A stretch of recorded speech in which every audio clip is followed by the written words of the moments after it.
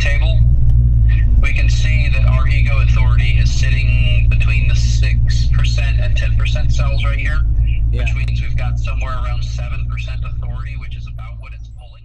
As you can see, we had a little tuning session today with Steven from Amp EFI. Dude is a wizard. I'm telling y'all right now, he knows this shit in and out. Well, he should. He built the stuff, right? He built the software. I was watching him and just amazed at what he knows. And I picked up a few little things here and there today. The car's running really good, except for really one thing. You may have heard it in the video. Every time we make a right-hand turn, the car would try to die. It would go extremely lean. Yeah. All right, take this road here. I'll kind of, is there anything in particular you want me to do, or just go through the gears? You just keep doing what you're doing, because I just found some. Yeah, right. Super. Yeah, so some of this stuff is super lean. Right? So give me just a moment. You're either running out of gas or it's really lean. Yeah. I'm going to run up to the gas station. It could just be sloshing from side to side. I'm like, okay, it's got to be something with the tank, right? Pretty much has to be. Fuel's running away from the fuel pump. I'm like, I bet you that baffle's broken. That's probably what it is. Huh. Let's just see. Let's see what it was. All right, Aubrey. Let's see if we can get him in here to see. All right.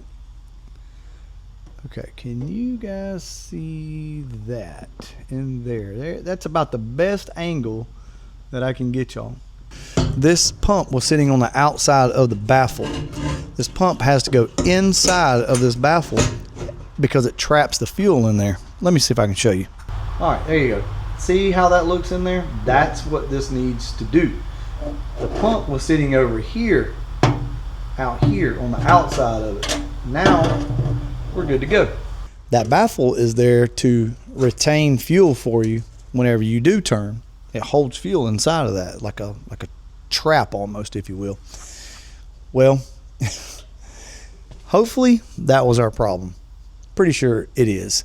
So what we're going to do now is position this correctly. I pulled the pump out, checked all the lines, no holes, everything is good. We ohmed out the pump and the wires to make sure there's no loose connections on anything.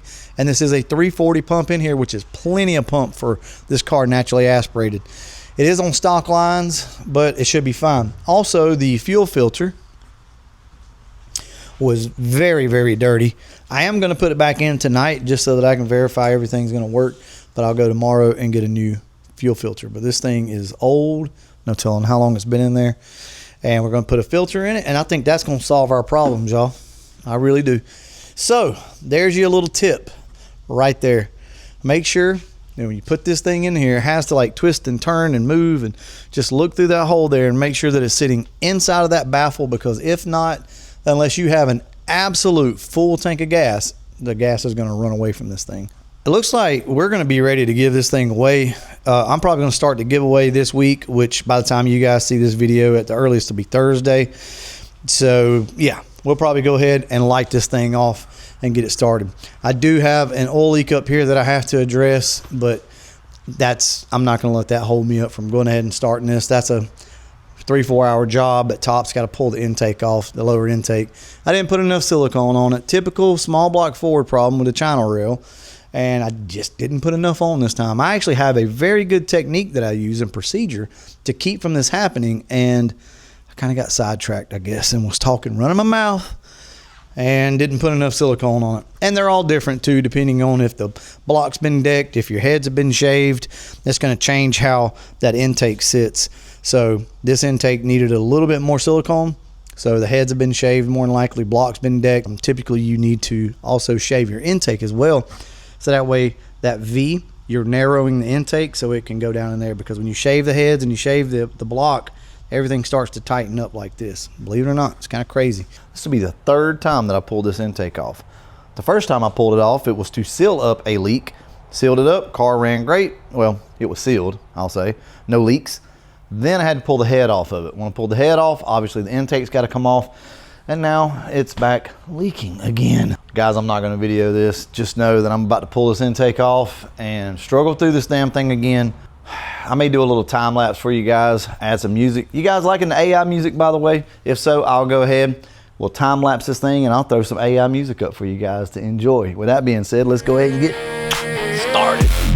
Out in the shop, sweat dripping down. It's in 95 up, tools all around. 351 winds are sitting in the bay, trying to make it right before we give it away. Got the old intake coming off real slow, wrench in my hand and the fans don't blow. Heat in the air, but I'm staying on track, trying to give the people something strong out back. Yeah, this ain't luck, this is blood and time, turning these boats into Alabama grime. I do it right, I don't just play pretend, for everybody riding with me to the end. Upper and lower, changing it out, trying to make this winter what it's all about. Out in the heat, still paying my dues, working for the people, got nothing to lose. It's S95, gonna be somebody's dream. Patreon giveaway, bigger than it seems. I'm out in the shop, giving all I got. All right, I want to give you guys a little pro tip here.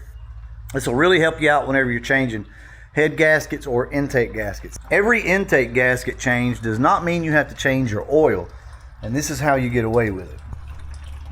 Obviously, you want to drain the coolant out of your car, right? Well, you can devise some little setup here. This is actually a hose fitting, like a hose barb fitting that you would use for an air compressor. I don't have one out, but yeah, I do, right here.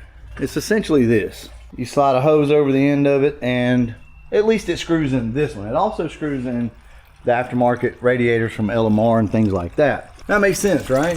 You're just draining your coolant in here, and you can retrieve it later, you can save it. But that is not everything that you're gonna need to do. We know how to drain our water and things like that.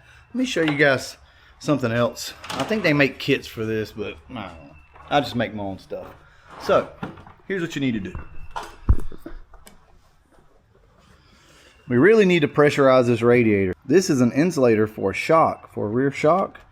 If you look, it goes down in here perfectly, and it should go down perfectly in most all of your radiators as well. It makes a decent little seal here, right? Now what we want to do is put about, 5 psi, maybe 10 psi at the most through this. Now I'm going to grab my blower, put some air through this thing, and it'll blow all that water out. That way when you pull your lower intake off, you won't hardly get any water, and you shouldn't have to change your oil because that gets expensive, right? All right, we're going to pressurize that line a little bit, and you'll see all the extra water come out.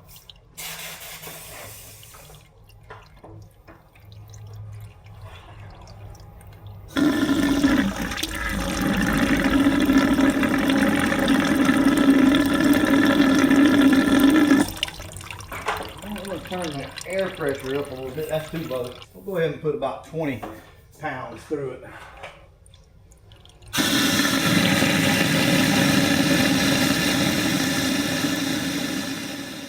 We just need to really get the water out of the intake, and that way whenever you pull it off, you don't have water everywhere. I wanted to give you guys a little bit of a tip, trick, or just the way I do it. Most of you know how to do this and how to seal up a channel rail, but not everybody does. If you're new to the small block Ford game, these things can be tricky. And as I mentioned before, sometimes it's got to do with the heads you have, if the block's been shaved, if the heads have been shaved, or it could possibly you got your hands on an intake that's been shaved as well, or either you're running too thick of a gasket, too thin of a gasket. Anyway, here's the thing. Oftentimes you have to learn your car first. Some cars will have a gap that big before the intake touches the channel rail, and some sit almost flush. This particular car has a decent gap in it. So what I do is the double bead method. I go in with a bead across the bottom and then come back with a little bead across the top. Also, I go around the water jackets like that. The biggest key here though is putting enough on. You don't want to go too crazy. That should be fine there. It's going to squish out. That's fine. The biggest thing though is you need to know how much time to let this thing sit. You need to decide, do I want to put it on while it's kind of squishy, which really is the best way. Because what it does is it creates a bond with the intake as well. It's not using it just as a gasket, it's using it as a gasket with glue. Meaning the RTV sticks to the bottom side of the intake, and it also sticks and bites down to the block as well, and that creates that watertight seal or oil-tight seal. If you let it firm up too much, it's just going to sit on top of a piece of rubber, and if there's any imperfections in it, which there are, then it'll just leak out of those. So make sure that you put it on while it's still tacky but not really, really wet. With that being said, I'm gonna go ahead and throw this intake back on and we're gonna wrap this thing up, y'all. This is in 95, got that mean boy stance. Might be a ride if you take that chance. 3 feet in one Windsor, got the whole car mad. Hit the throttle one time, make the whole street gag. 5 speed in the flow, gotta shift that right. Real deal, hot rod, ain't no fake online hype. This that kind of car, make your heart beat jump. Cam sound nasty, with a rowdy little rump. You can hear that Windsor talk when it crack that tone. Like come and get me, boy, take me home. From a $20 shot to a 500 swing. 1 entry every 20, let that freedom bell ring. Ain't just a giveaway, this a real life play. Might wake up broke, then be racing next day. All it takes is 1 shot, 1 tear, 1 spin. The next thing you know, man, you're sitting in the wind. This car could change your life. It's a 95 with the bark and the bite. 351 Windsor 5-speed right. Patreon draw. Somebody score tonight. From 20 bucks, yeah, all the way to 5. Depending on the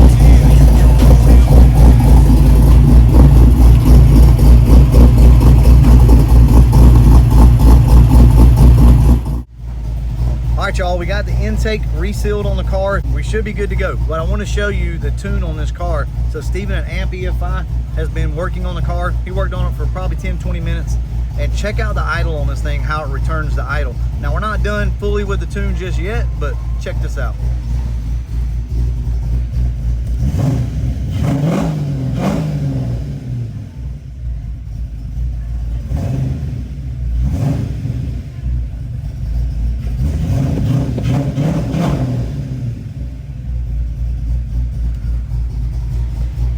Guys, you can't ask for better than that. Still working on acceleration enrichment and things like that to really make it crispy, but that's what matters right there. That's awesome.